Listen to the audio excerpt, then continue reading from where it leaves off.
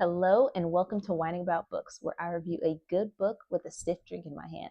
My name is Paige Love, and I am a lover of literature, a connoisseur of composition, a purveyor of prose, an evaluator of exposition, and someone who really, really loves to read books. Basically, I'm a nobody on the internet that gives up my opinion on books that pique my interest. And tonight I want to introduce a new segment on my channel that I like to call Crib.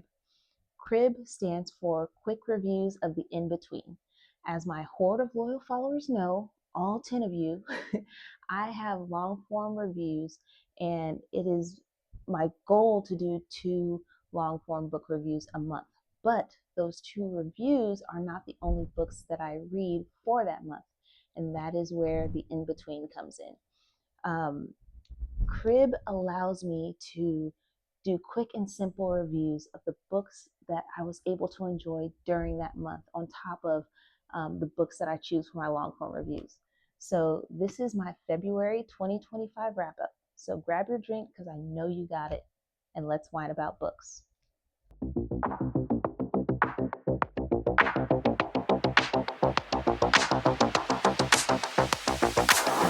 Now, please don't mind me looking down. I hope that you guys don't mind. These are my notes. I didn't want to do a full script like I usually do. I wanted this to be a little more loose, a little more organic. So I just have like my bullet points here so I don't forget to talk about a specific thing. But anyway, let's get into it. My drink of the evening is Straight Shooter, which is a Pinot Noir from the Willamette Valley, which is where I live. It's in Oregon. Oregon makes great Pinot Noirs, great wine in general. I've never tried this one, so let's crack it open. A twist top.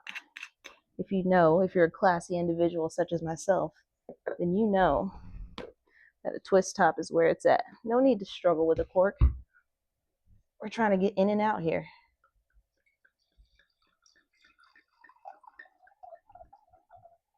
A nice hefty pour is how I like it.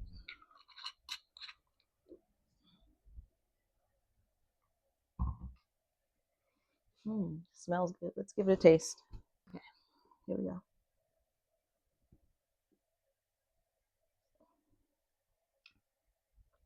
That is good. It's not the best Pinot I've had, because it was only $13, but it is. It will get the job done. So this month I read a total of 5 books.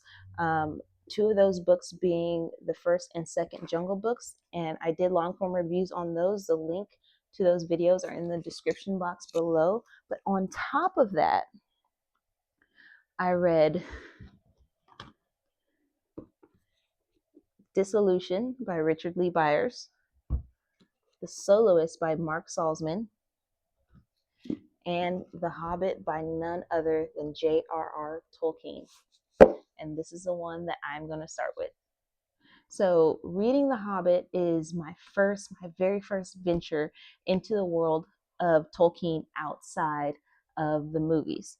And I'm not someone who rushes to the book if I've already seen the movies or like a TV adaptation.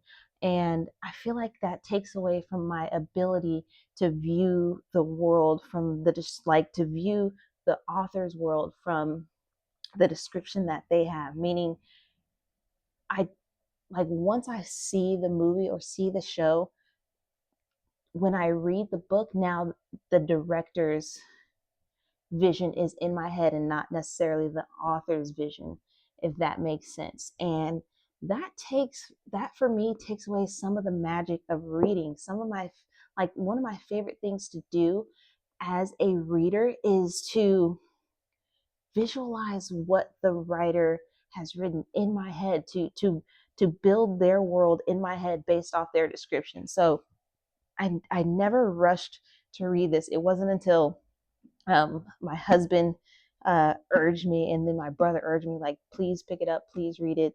You love fantasy, so get into it. And that is exactly what I did. And It is a classic tale, and I understand why Tolkien is known as one of the grandfathers of the fantasy genre. And I can only imagine um, what those people back back when this book was actually released, like what their thoughts were, because something like this wasn't necessarily written with dragons and hobbits and dwarves and orcs and goblins and wargs, and you know, it's just a whole, that would have been a whole new idea um, for that time. And it's it was virtually unheard of. It was revolutionary, and it gave way to the fantasy that we have today. Um, I found the story to be fun and lighthearted and whimsical and amusing. I love that. Um, like, of course, as I read the book, I definitely had to watch the movies as well, and I love that Tolkien put in these books songs and poems, and then watching the movies back. That's what Bilbo Baggins hates, and down, down, down to Goblin Town. Like, it was so fun to read the original poems and songs, or even when the dwarves get to Bilbo's house and they sing their dwarven song, and how powerful that scene was. I mean, I see it in my head with the dwarves sitting around the fire and blowing smoke rings out of their pipes and things like that. And to read that part, oh man, it was like I turned the movie on immediately, and my husband and I sat down and watched it. It was great to kind of tie those things in. And speaking of movie tie-ins, as I watched the movie and read the books, I found out something about myself, and this may annoy you guys because I'm annoyed by myself, but I can't help it.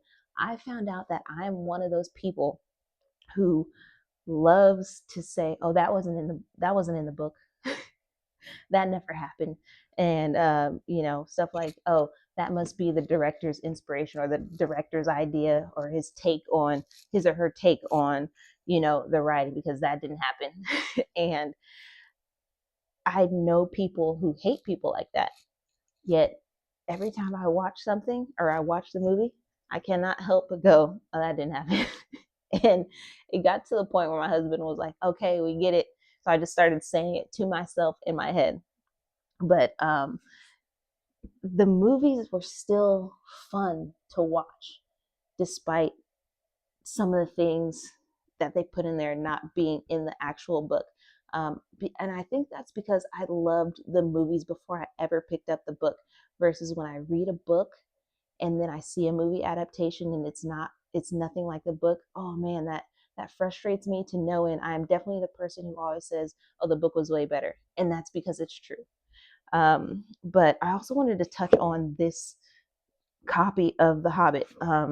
It came from my husband's family, and I had not seen a copy like this before. And inside, it has pictures, and I hope you guys can see it from here. But there's a hill, beautiful drawing, Hobbiton, beautiful drawing. Oh my goodness, it's gorgeous. And then we have like these things. And here are the trolls. When they come across the trolls, where's me fillet and knife? The trolls in there. And what else do we have? I love this picture. It is ripped. I did not rip it. When I opened the book, it was ripped. But there's the king of the eagles right there, the king of all birds. And that was quite the scene. Oh man, quite the scene to read. And then the last one I want to show you guys.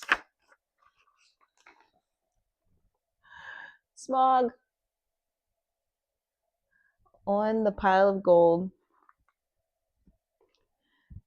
Oh, and this kind of brought me back to being a kid and having pictures in your books, or when you first started reading chapter books as a kid, and they would have like little pictures at the beginning of the chapters and things like that. Like, this just brought me back to that, and it made it fun. And there was a point where when I became like what I consider a real reader, where I read books with no pictures, I I no longer wanted the pictures because I thought, oh wow, this is very grown up of me. Being a little kid and reading books like that is very grown up of me. But man, was it fun to read the book and get to the pictures and be excited about the pictures and want to read, past, keep reading just to get to the pictures. Here is the Elven King's Gate, which I found it interesting because the Thranduil is a big in the movie. That is a big piece of like the director's mind because um, the Elven King, in The Hobbit is not named, and he wasn't as much of a douchebag, if I can say that. I don't know. He was not as much of a douchebag in the book than they showed in the movie. So that for me was like a big director's take. Mm. Okay, the second book I read, I guess I should kind of give a rating on The Hobbit. A 10 out of 10, 5 out of 5 stars. I mean, what negative thing can you say about Tolkien or The Hobbit? I know there might be people out there that might not like it, but I don't want to be friends with those people. Anyway, the second book I read was The Soloist by Mark Salzman, and this story is about a cellist who was a child prodigy, and he grew up to be so critical of himself and of his career, of his playing, that he basically ruined his own career. And I will get into it in a little bit, but I just kind of want to talk about the reading of this book, the way it read. And I felt it was so easy to read this book, and not in a sense that, like, oh, yeah, his writing is very elementary. No, it was easy to read, as in the story, in my opinion, flowed very well. I got this book out of one of those free little libraries, and it was just something that I was like, oh yeah, I'll get to it. And I'm glad that I did. I haven't had it that long. I think it's only been like maybe 3 months since I picked it up from the little free library, but I enjoyed it. And this was a story about um, like self-discovery and self-criticism, and like a journey to find oneself when the one thing you spent your life doing, like your whole life doing, does not pan out. And there was a part of me, a huge part of me actually, that resonated with this story. And I'll tell you why very soon. But on top of him being basically a failed concert cellist, which he failed early on. I think it was like 17 or 18 years old, um, where he started having trouble with his playing, and the trouble became like he became so critical of his notes, and if it wasn't the perfect pitch, he would have to start over. Like, it would bug him to no end. So that would happen to him on stage, and it just ended up tanking his career. But on top of him dealing with being a failed um, cellist, he is thrown into this murder investigation, and I found that murder investigation ended up being like a very heavy anchor for the character story, um, in a sense that, like, he was able to do his self-reflection um, through the murder trial, throughout the murder trial, I guess, if that makes sense. Because if you were to just be a cellist and doing his self-reflection without the murder trial, it would, I feel it would be just kind of a like and it kind of gave me the sense, like, it reminded me of Where the Crawdads Sings by Delia Owens. I don't know if any of you have read that book, but that book, I found it to be okay, but it was one of those things where it was like a romance tied up, a mediocre romance tied up in a murder trial. And that's I kind of got that feeling. If it wasn't for the main characters kind of um, complex mindset, then I don't think this book would be as good as I thought it was. So anyway, this cellist, and the reason why I resonated with the main character so much is because he was raised his whole life to be a cello player. Once his parents found out, especially his mom, specifically his mom, once his mom found out how good this kid was, she put her whole life into making him be the best cellist that he could be. And all the money, the sacrifice, the traveling, um, she basically isolated him from other kids, just in case like what the kids enjoyed doing pulled her son away from, and his name's Reinhardt, pulled Reinhardt away from playing the cello. She didn't want him introduced into so many different things because she didn't want his attention taken away from practicing and learning and becoming the best cellist he could be. And here's the thing, he was not an unwilling participant. He wanted to be a cellist. He loves the cello. He loves the instrument itself. He loves classical music. And that's something that I resonated with because I used to play basketball. I loved it. It was a great sport. Um, but like Reinhardt's mom, my dad, once he saw that, oh man, this basketball thing might work out for my daughter, he put 110% of his effort into making, and my mom as well, although my mom um, was more of the mindset, yeah, if you want to do it, then I'm going to push you. Where my dad was like, I see that you enjoy it. I see that you want to do it. So you're going to do it. There was really no changing his mind. So he put his all 110% into making sure that I became the best basketball player that I could be. And that included playing for club teams, playing for travel teams, um, personal trainers, the top equipment that we could afford.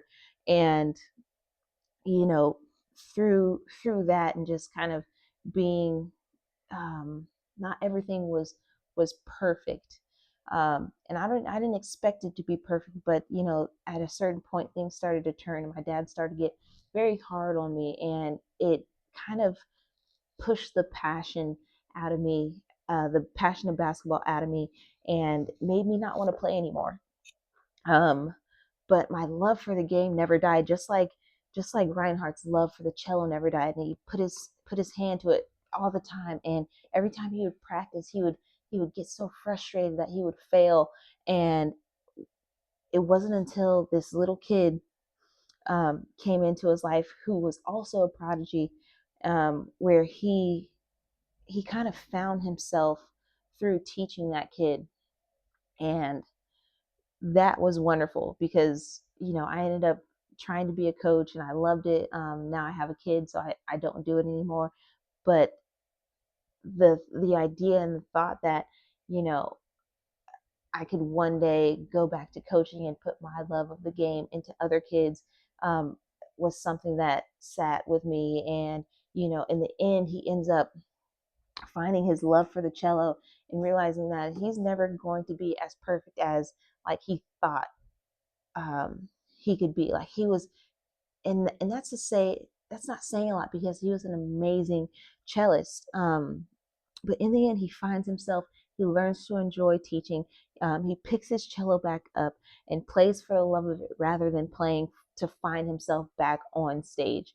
And he also has a promise of having a girlfriend, which, as I say, that may not seem like a big deal, but it's a huge deal because this man, the main character, is a 34-year-old virgin. It just never happened for him. He would get so in his head, like he did playing the cello, that he would just screw it up with every girl he came in contact with, and he was just insecure and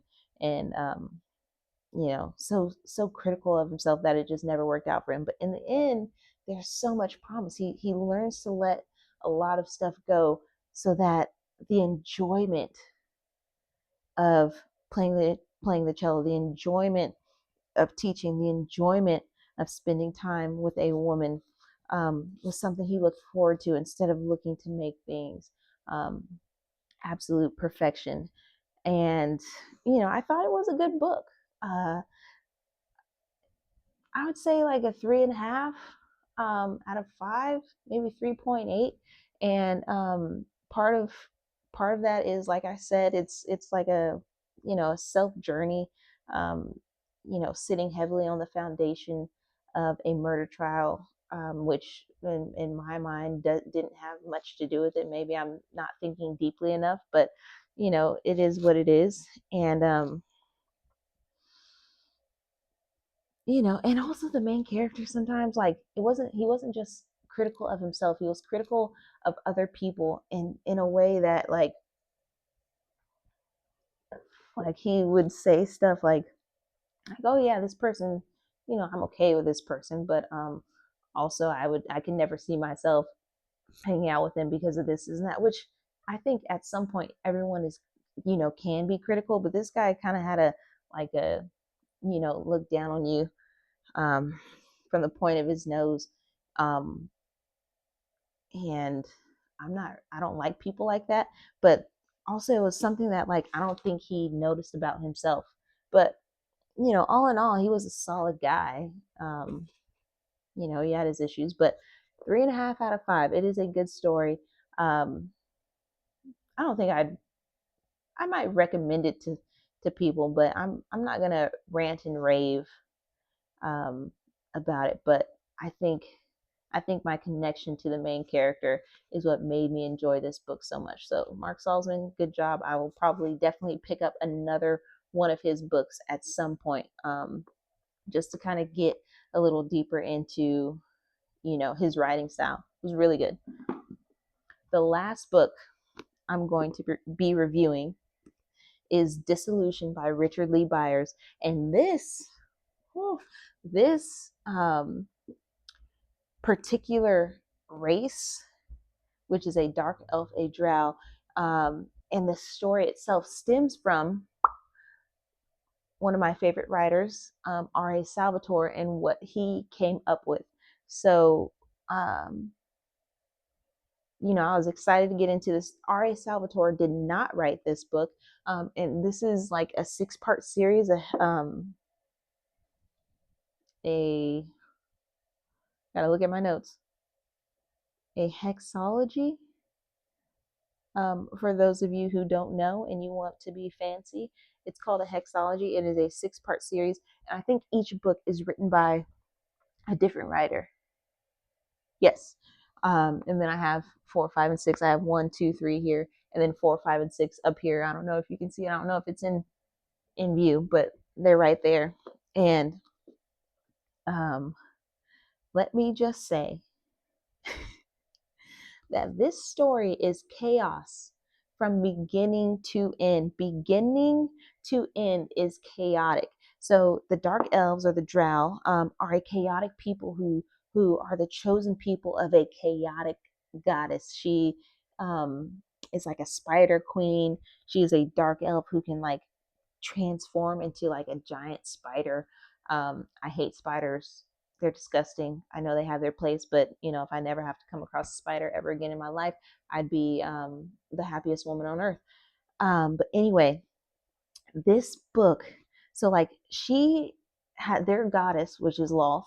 I hope I'm saying that right. She has abandoned them, or so they think. Like, they are able to commune with the Spider Queen. They're able to speak to her. She speaks to them. She finds favor in some people, and whatever. So the priestesses, and it's a matriarchal society, just like the spider world in real life. The females are bigger than the males, they're more dominant than the males, things like that. So that is what um their society looks like. The male drow are like smaller than the female drow, and the female drow are very powerful. The male drow are like subordinate and in submission to them, and don't ever cross a female drow, because you're not going to live it down, that's for sure.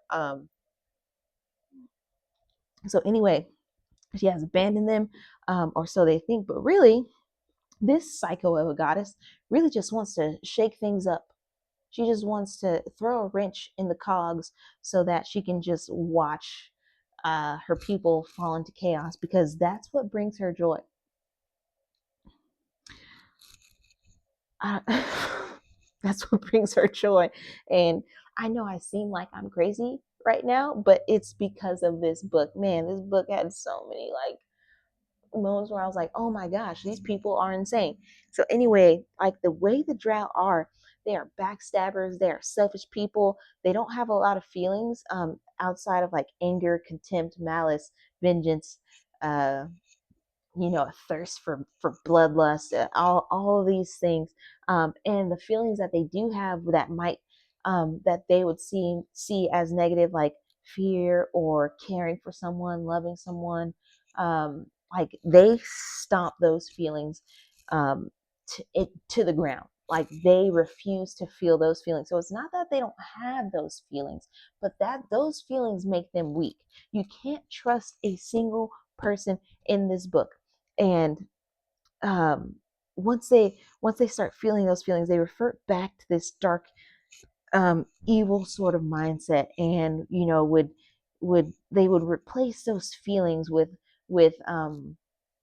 like killing somebody. It's it's so chaotic. But anyway, like I still found this book entertaining. I am not a bad guy type of person, and I guess I should explain that. So like I'm never going to root for the bad guy. My husband, he loves Darth Vader. He loves like the Sith. Like he finds them exciting. I could never find them exciting. In that sense, like he'd be like, oh yeah, I want a red lightsaber. The Sith, they're so cool. They're not cool to me. The good people are cool, which I guess maybe makes me a square, but so be it. I'm a square, and like I'm a team. I am on the team good all the time. The good in my mind is going to win out.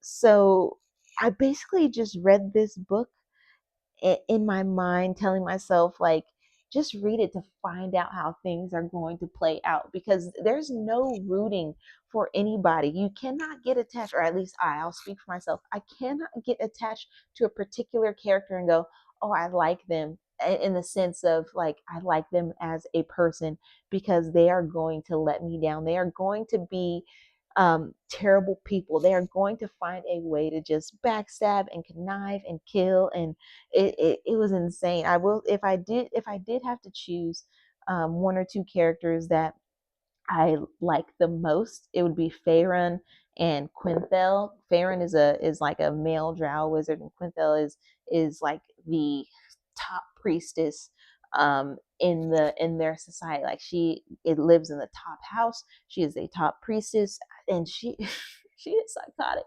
She loves torture. Like she takes so much joy in it. Like, just as an example, some first year priestesses tried to sneak out and go back home. She caught them and she was like, I want you to cut off your pinky on both hands. And in her mind, she was like, I can't wait to see them try and cut off the second pinky while their first pinky is hurting, throbbing, and bleeding out. And that thought brought her so much joy. It's insane. But anyway, um, they, like I said, they're conniving people, but because um their queen has left them, their society starts to shift. They have a lot of slaves. They have a lot of races, like lower races. Like there is no race better than the drow. They really believe that. They really think that. And so they have a lot of slaves of like lower races, and those races start to rise up. I'm not going to give you the full take on things because I don't want to spoil it. But at that point, because there like is a what do you call that, a takeover, um, they all have to work together to save their city of Menzo Baranzan. And that's almost like setting you up for failure as a reader. It's like, good for them, they're working together. Their ultimate goal still is like, yeah, we can work together right now, but best believe like I'm still looking to kill you. And that happened. Like they would be fighting the orcs and the goblins and the kobolds and the bugbears and things like that, and one drow would still kill another because they're like, hey, that's competition, and since we're fighting anyway, I might as well kill you while I'm trying to kill this orc. It's crazy, but man, it's entertaining. And it was a fun read. A fun read, like I said, 6 parts, a hexology, and I will be taking the reading of these books in small doses. Probably read one this month, or I read one this month. I'll probably read the second one next month, or for this month of March as my crib reading, and then take a break and then get back to it after a month or two, because like I said, I'm not a bad team type of girl. I'm a good team type of girl. So this one I have to take in doses, but man, is it fun to read. Anything of the Forgotten Realms, R.A. Salvatore, his world, I'm probably going to give a 10 out of 10, 5 out of 5, because it is these are the books that got me like truly into fantasy. Before I'd read like romantasy, I guess is what they call it, and I've I got tired of I kind of got tired of that genre of books really early on, like probably my first like 3-4 years getting into fantasy. I read them, and they were good. They have their place for sure. I'm not saying I will never read a romantasy um, book ever again, but this this type of fantasy is where it's at for me. So I'm I'm probably, as long as the story is good, man, and they have good writing and it just flows and there's no holes in the story, I'm giving it a 5 out of 5, 10 out of 10. If you are into fantasy, pick it up. But anyway, once again, Disillusion, The Hobbit, and The Soloist, all really good books. Different types of writing. Oh, speaking of different types of writing, um, it was hard for me to switch from Tolkien to Richard Lee Byers, because Richard Lee Byers wrote just like the chaos of the drow, meaning like you be reading and like there's no indication of something like about to happen, and then boom, it happened. And it's like, I had to go back a couple of paragraphs to see if I missed something. No, I didn't miss anything. This man did a great job of taking the way the drow society is and putting it into the writing. Man, it was like breaking your neck to see a different direction that you didn't even know was coming. And that was very different from Tolkien, where Tolkien takes a very expository, at least for The Hobbit. I haven't read the other ones yet, The Lord of the Rings and Silmarillion and Children of Hurin, which we have here, which I will get into eventually. But the way Tolkien wrote this is very expository, meaning he would tell you what's going, like he would say what's going to happen and tell you, oh yeah, so they had to do this and they were successful. Let me tell you how they did it. So you would know, with some of the situations, you would know what was going to happen or what the outcome was before you got into the description and writing of what actually happened. And that wasn't, like I said, it wasn't like for every scenario, but he definitely has an expository way of going about The Hobbit. So it was kind of difficult to switch from reading this to reading this. But anyway, that is all I have for today. Once again, The Hobbit, The Soloist by Mark Salzman, and Dissolution by Richard Lee Byers. Those are the 3 cribs quick reviews of the in between, my in between books that I read this month. And there will be many more to come. I plan on doing this at the end of every month, or doing my wrap up at the end of every month, and getting it out. Sorry, within the first week of the new month. And my hope is that for my next crib at the end of March, that you will pour a drink with me and join me as I whine about books. Thank you so much for watching. Please click the like button, comment. It really will help my channel grow. I hope that you enjoyed the video, and thank you for watching. Good night.